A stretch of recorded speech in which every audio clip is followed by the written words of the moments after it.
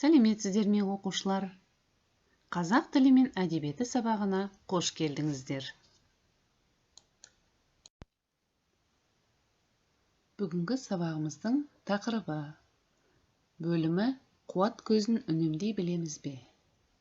Сабақтың тақырыбы нәтиже сабақ. Мен не үйрендім? Бірінші сабағы. Сабақтың мақсаты тыңдалған мәтіннің негізгі мазмұнын түсіну, негізгі және қосымша ақпаратты анықтау.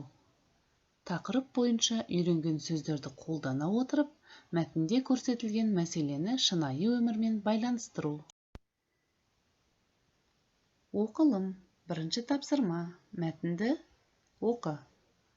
Кітаптар 100 жыл бұрын мектепке барған кезде баланың не ойлағанын айтып береді.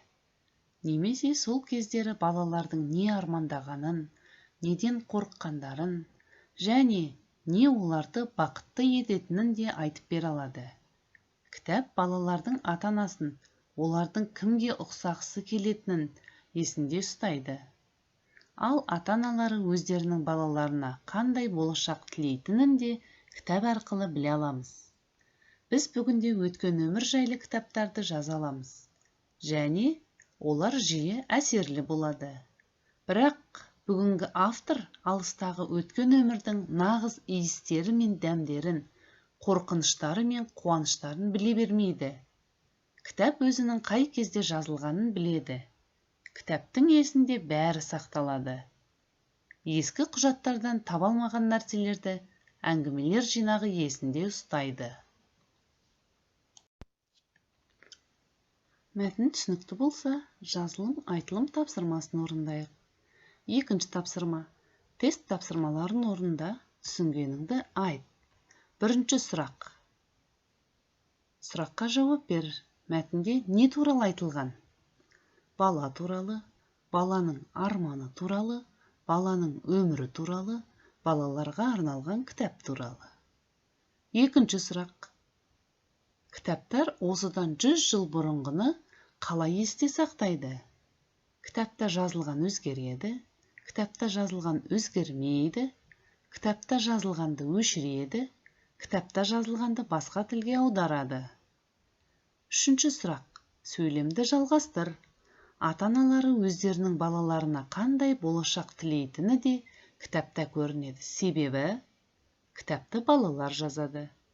Кітапты оқушылар жазады, кітапты болашақ мұғалімдер жазады, кітапты ересектер жазады.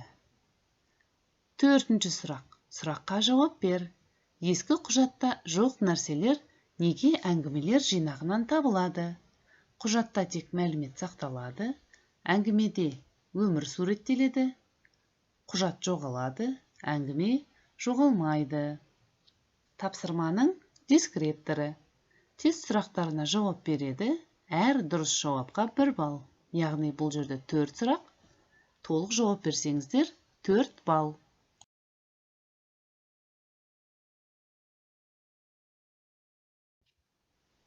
Келесі орындалатын тапсырмамыз кім жылдам? 4-ші тапсырма. Мәтіннен есімдіктерді тауып, мағыналық түрлерін ажырат. Орындау уақыты 5 минут.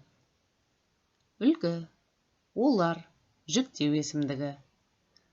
Тапсырманың дескрипторы. Мәтіннен есімдіктерді табады 2 балл, мағыналық түрлеріне ажыратады 3 балл.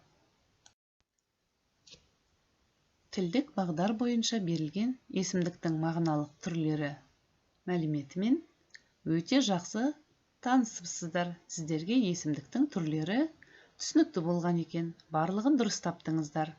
Келесі орындалатын тапсырмамыз жазылым, айтылым тапсырмасы. Вен диаграммасы арқылы Сүлейменовтың күннен келген адам шығармасы мен Мағжан ақынның от өлеңінде қандай ортақ ой бар? Осыны табайық. Орындалу уақыты 10 минут. Дескрипторы. От өлеңі 2 балл, күннен келген адам әңгімесі 2 балл, екі шығарманың ортақ қасиетін табу 2 балл.